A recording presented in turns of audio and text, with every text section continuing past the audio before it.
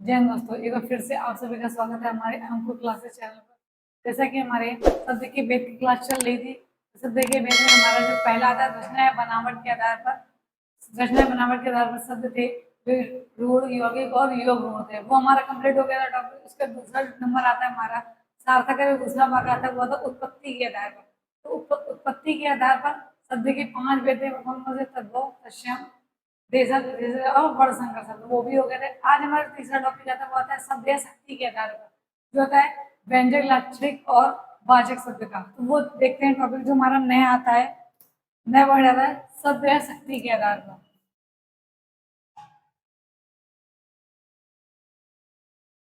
शब्द शक्ति के आधार पर, शब्द शक्ति के आधार पर शब्द के भेद।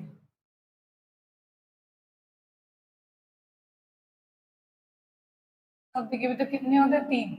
तो शब्द या शक्ति के आधार पर शब्द के भेद 3 होते हैं। वो कौन कौन से होते हैं? पहला हमारा आता है वाचक।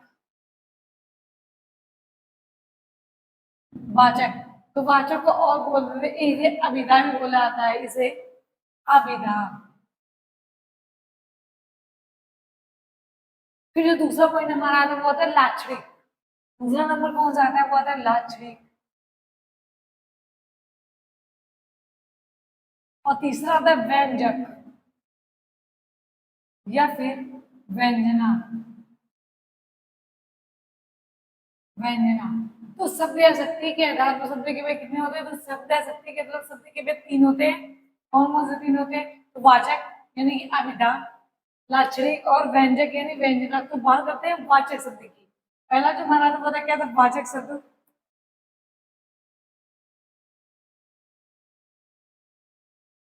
वाचक यानी कि अभिधा।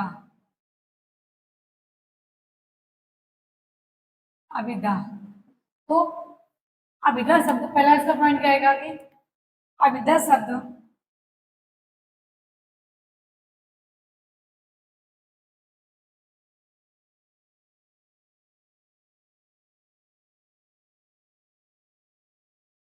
तो अभिधा शब्द शक्ति का पहला प्रकार है।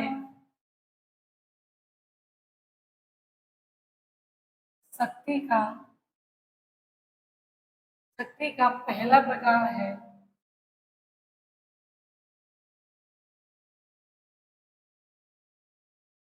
तो अभिधा शब्द शक्ति का पहला प्रकार है। तो अभिधा शब्द शक्ति का पहला प्रकार है जो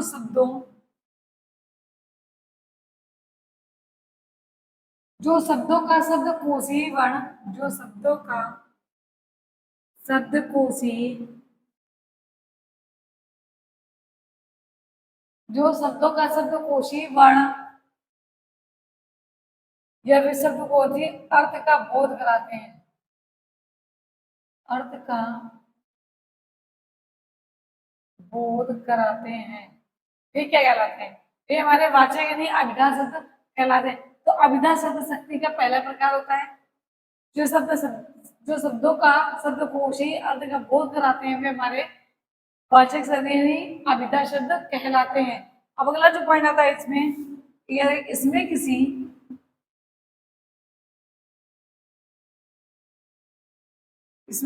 शब्द का इसमें किसी शब्द का सामान्य अर्थ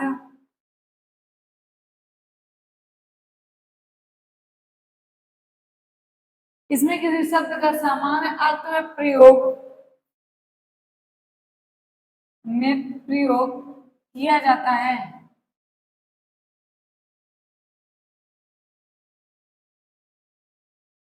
ठीक है, तो दूसरा पॉइंट क्या कहता है? इसमें किसी शब्द का सामान्य अर्थ में प्रयोग किया जाता है। जैसे एग्जाम्पल में देखते हैं, एग्जाम्पल जैसे हमारा आता है, उदाहरण क्या कहता है? उदाहरण आता है हमारा सिर पर चढ़ना।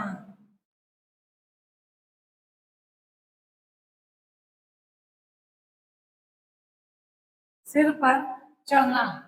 तो इसमें अगला पॉइंट क्या कहता है वो देखते हैं। साक्षात यदि सांकेतिक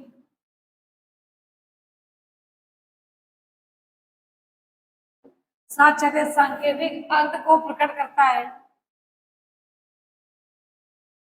अर्थ को प्रकट करने वाली, अर्थ को प्रकट करने वाली शब्द शब्द करने वाली शब्द शक्ति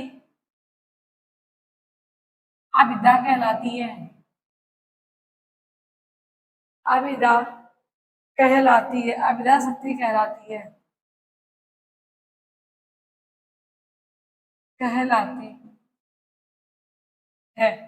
तो साक्षात यानी सांकेतिक अर्थ को प्रकट करने वाली शब्द शक्ति अभिधा शक्ति कहलाती है। जैसे कि एग्जाम्पल हमारा आता है अगला,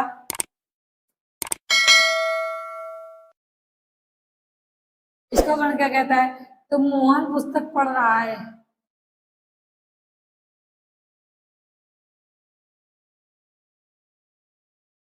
तो ये हमारा हो गया वाचक में अभिधा। तो इसका पहला पॉइंट क्या कहता है कि अभिधा शब्द शक्ति का पहला प्रकार होता है। तो क्लियर होगा कि अभिधा शब्द जो शक्ति का पहला प्रकार होता है, जो शब्दों का शब्दकोशीय अर्थ का बोध कराते हैं, या फिर इसमें किसी शब्द का सामान्य अर्थ में प्रयोग किया जाता है, जैसे कि सिर पर चढ़ना।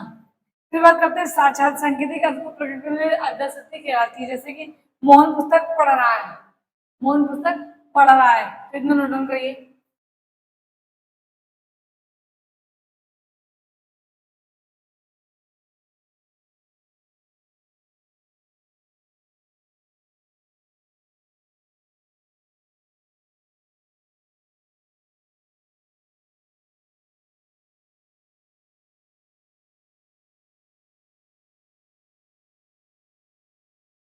तो इसमें एक पॉइंट और आता है कि अभिधा, अभिधा शब्द में शब्द और शक्ति का है सहज संबंध होता है। कैसे होता है, जैसे अगर हमने एग्जांपल में लिया, एग्जांपल में हम अगर ले लें गाय, तो गाय जैसे हमारे बोलते ही माइंड में चित्र आ जाता है, तो समझ में आता है क्या है, जैसे घरेलू पालतू जानवर का चित्र आ गया, हमने मुंह से बोला गाय, जैसे हमारे माइंड में एक चित्र आ गया, तो कैसा होता, तो वो अभिधा शक्ति कहलाती है। अभिधा नोट कर लीजिए।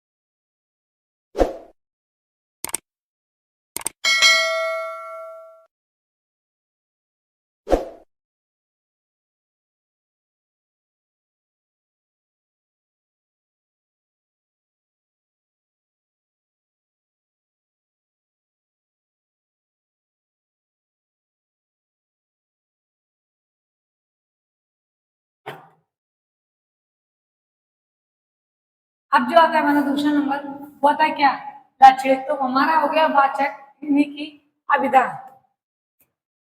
ये हो गया। अब बात करते हैं दूसरा जो हमारा आता है, वो था लाक्षणिक।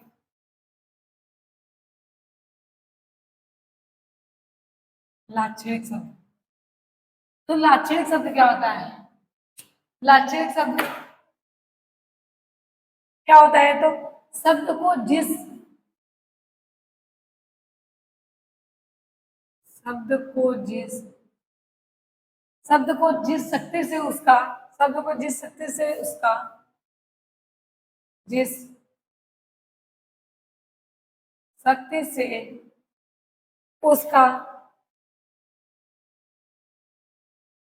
तो लाक्षणिक शब्द में शब्द को जिस शक्ति से उसका वह साधारण से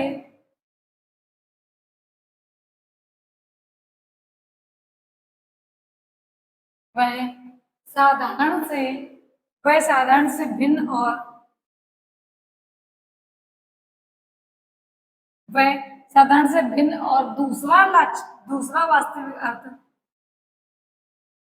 दूसरा वास्तविक अर्थ दूसरा वास्तविक अर्थ प्रकट होता है,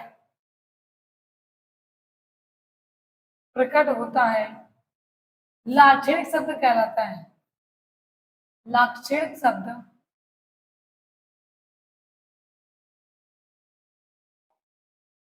कहलाता है।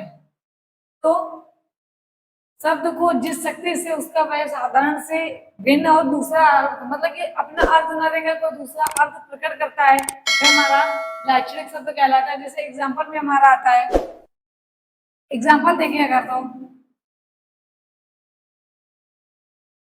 उदाहरण में आ गया, जैसे हम कहें कि लड़का निडर है या फिर लड़का शेर है।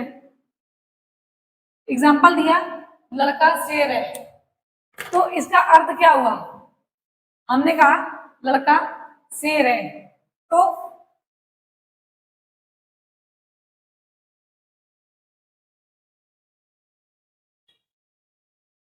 या फिर अगर बोले लड़का निडर है, तो बात एक ही हुई ना। कैसे है? कोई लड़का शेर है, हमने बात करी लड़का निडर है।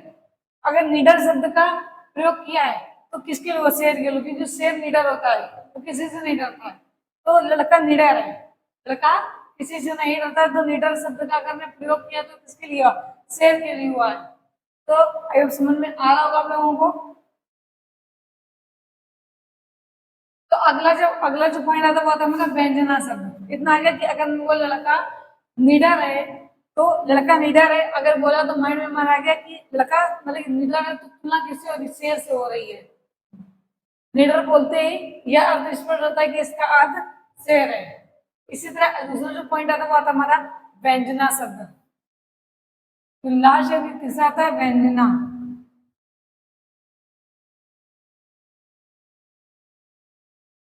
व्यंजना शब्द, तो व्यंजना शब्द किसे कहते हैं? तो इसका देखते हैं। तो सॉरी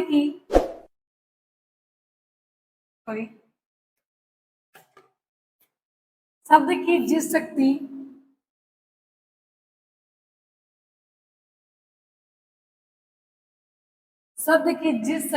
या व्यापार से शब्द की जिस शक्ति या व्यापार से प्रचलित अर्थ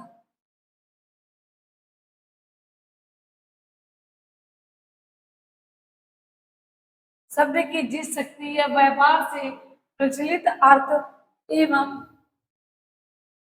अर्थ का बोध हो, अर्थ का बोध हो, उसे व्यंजना शब्द कहते हैं। उसे व्यंजना शब्द कहते हैं।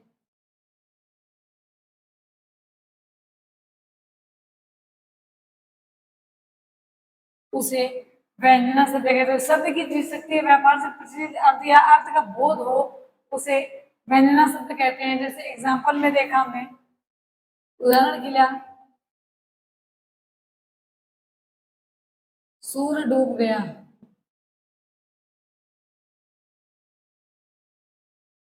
सूर्य डूब गया,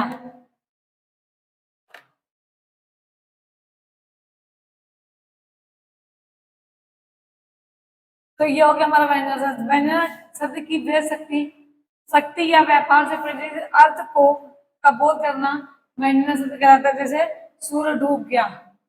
तो थैंक यू दोस्तों, आज के लिए इतना ही। जो हमारा सभ्य शक्ति के आधार पर भेद थे वो हमारा कंप्लीट हो गया। अब जो अगला आएगा वो हमारा आएगा शब्द के भेद का जो सार्थक शब्द का है वो चौथा पॉइंट जो आएगा।